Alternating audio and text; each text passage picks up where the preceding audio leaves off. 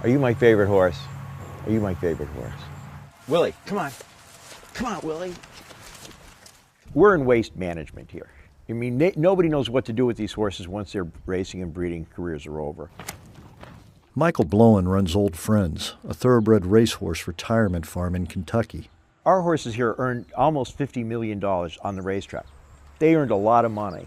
A former newspaper reporter, Blowen has been working in the horse industry for 22 years. There are a lot of people in the horse racing business, in the sport of horse racing, that only want to breed one horse to win one race, and that's the Kentucky Derby when that horse is 3 years old. In the meantime, they breed 36,000 of them every year, and 3 years later, only one of them is going to win the Kentucky Derby. The question is, what happens to the rest of them?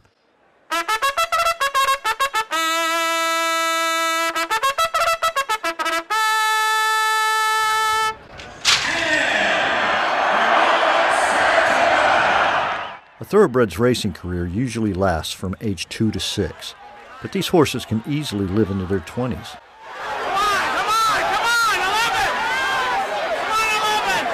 In the winner's circle is Good Prospect. Once a horse is too old to race, it costs about $2,000 a year to care for it in retirement.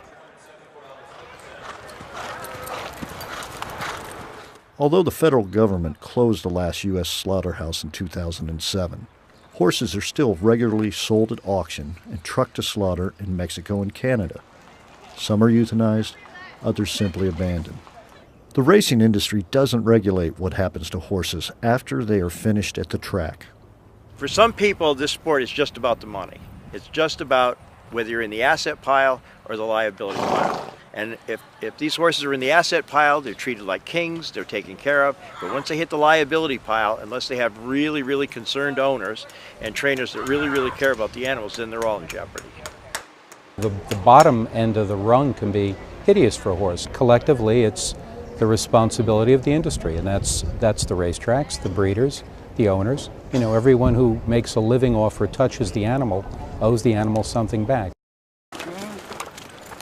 Admittedly, after a slow start, the racing industry has begun funneling more money towards nonprofit groups dedicated to finding second careers or second homes for retired thoroughbreds. There's a pretty predictable annual population that has to be dealt with. An awful lot of them can be dealt with by being rehabilitated and adopted. The New York Racing Association recently announced it had raised $125,000 to partner with the Thoroughbred Retirement Foundation. They hope to come up with a plan to handle all retired thoroughbreds in New York State. Without them, there's nothing. There's none of this bluegrass. There's no horse business. There's no racing. There's no jockeys. There's nothing. There's no feed people or veterinarians or anything. It's all because of them that everybody's here. And then at the end of the day, we can't just treat them like trash and throw them by the side of the road. Well, here's our situation, Larry. We don't have any space right now. But Blowen's operation still relies on private donations, and his capacity is limited. Nationwide, thoroughbred retirement charities are overwhelmed by the population of unwanted horses, all bred in the quest for a champion. I mean, basically, all of us put together is a drop in the bucket.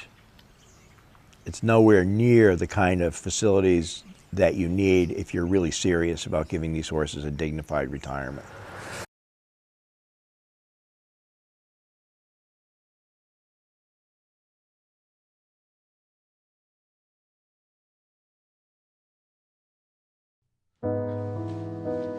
His name is Royale with Speed. He is a grandson of Secretariat. In January 2012, PETA undercover investigators rescued him just hours before he was due to be trucked to a slaughterhouse.